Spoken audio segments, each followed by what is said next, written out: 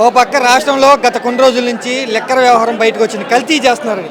మరో పక్క జగన్ ఏమో జనాల కోసం మెడికల్ కాలేజీలు కట్టండి అని జగన్ అడుగుతూ ఉన్నారు. ఎవరు జనాల కోసం పనిచేస్తున్నారు?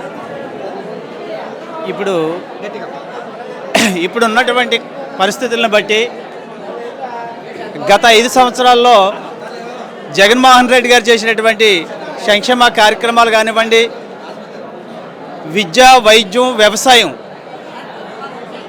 ఎంతోమంది నాయకులు వస్తూ ఉంటారు, పోతూ ఉంటారు. వ్యవసాయం గురించి కానీ, విద్య గురించి కానీ, వైద్యం గురించి కానీ మాట్లాడేటువంటి నైతిక విలువలు కలిగినటువంటి వ్యక్తి ఎక్కడా లేరు.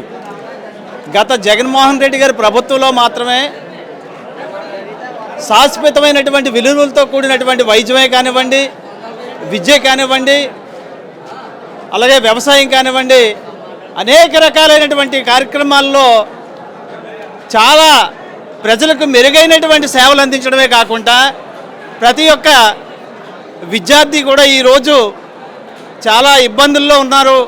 విద్యార్థి దశ ఎలాంటిదంటే, భావి భారత పౌరుడు ఒక విద్యార్థి అంటే ప్రతి రాజకీయ నాయకుడు కూడా విద్యార్థి నుంచే వస్తాడు.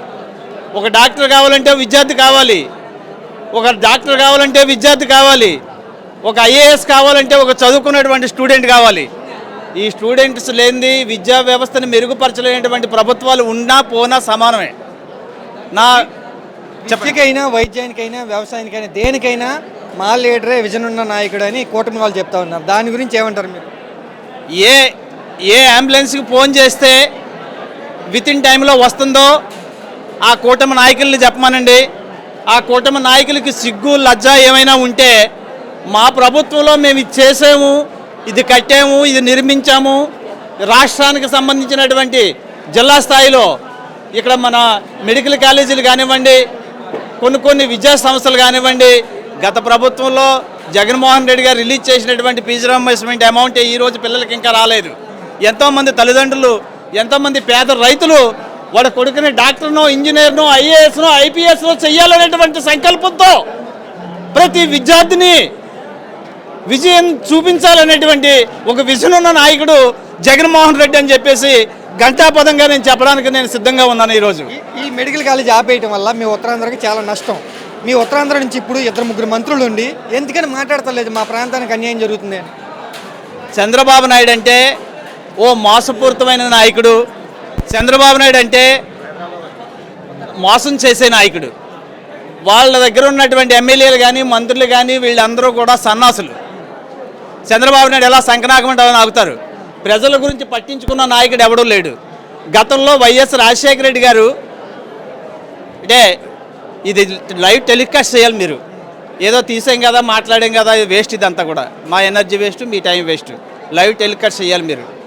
గతంలో రాజశేఖర రెడ్డి గారు ఉన్నప్పుడు ప్రతి పేదవాడు కూడా ఒక హాస్పిటల్కి పోవాలంటే డబ్బులు లేని పరిస్థితుల్లో మధ్యంతర సావులు తెచ్చినటువంటి గ్రామాలు ఎన్నో ఉన్నాయి. నేను ఒక విద్యా వ్యవస్థలో పనిచేస్తున్నాను. నేను సుదీర్ఘంగా 30 years అంటే 30 సంవత్సరాల నుంచి నేను ఒక విద్యా సంస్థలో పనిచేస్తూ ఎంతోమంది విద్యార్థులను తీర్చిదిద్దినటువంటి ఘనత మా దగ్గర ఉంది. అయితే రాజశేఖర రెడ్డి గారు ప్రవేశపెట్టినటువంటి ఆరోగ్యశ్రీ అనే కార్యక్రమాన్ని యావత్ ప్రపంచంలో అన్ని దేశాలు కూడా హ్యాండ్స్ అప్. నిజంగా రాజశేఖర రెడ్డి గారు పెట్టినటువంటి ఆ 108 అనేటువంటి కార్యక్రమాన్ని ప్రజలు ఇలా 108 నెంబర్ కొట్టబోసారు, కోయ్ కోయ్ కోయ్ కోయ్ కోయ్ కోయ్ అనుకుంటూ వస్తూ ఉంటే ఆ గ్రామంలో ఉన్నటువంటి యావత్ జనం కూడా, ఆడ, మగ, పిల్ల, మేక అందరూ కూడా ఏమొస్తుంది మన ఊరికి, ఏమొస్తుంది మన ఊరికి, ఏంటి సౌండ్?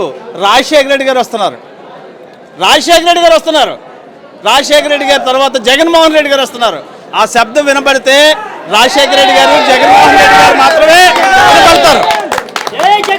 ఈ కార్యక్రమంలో ఇంత పెద్ద బిల్డింగ్ కట్టి ఇన్ని అపార్ట్మెంట్లు వేసినటువంటి బిల్డింగ్ అయ్యన్న పాత్రుడు గారికి కనపడలేదంటే నిజంగా ఆ కూటమి పెద్దలకి సిగ్గు లేనటువంటి వ్యవస్థ అని చెప్పేసి నేను మరీ కూటమి ప్రభుత్వానికి నేను హెచ్చరిక జారీ చేస్తాను ఉన్నాను. ఈరోజు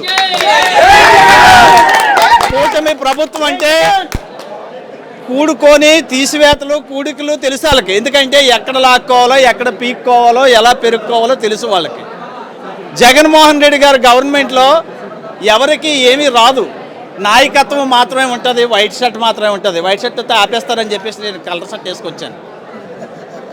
నిజంగా ఇక్కడ పోలీసు వారు నిజంగా ఈ పోలీసు వారు వాళ్ళు పడే కష్టాలు, వాడు తిట్టే తిట్లు వాళ్ళు తిడుతున్నారు. ఎవరిని తిడుతున్నారు? ఎవరిని తిట్టాలని తిడుతున్నారు. మాకు ఎందుకురా ఆ జగన్మోహన్ రెడ్డిని కెలకుండకపోతే ఈరోజు మేము చాలా హ్యాపీగా ఉండేవాళ్ళవి. మాకు ఎందుకు ఈ కర్మ? ఏంటి పరిస్థితి? ఇంత జనం ఉన్నారు, ఇంత పెద్ద బిల్డింగ్ కట్టారు, ఎందుకు ఇలాంటి మాట్లాడారు? ఆ మాట్లాడడం వల్లే కదా ఈరోజు వీళ్ళందరూ కూడా ఇక్కడ రావాల్సి వచ్చింది, మేము ఈ ఎండలో సావాల్సి వచ్చిందని చెప్పేసి ఆ పోలీసు వారు అందరూ బాధపడుతున్నారు ఆల్రెడీ.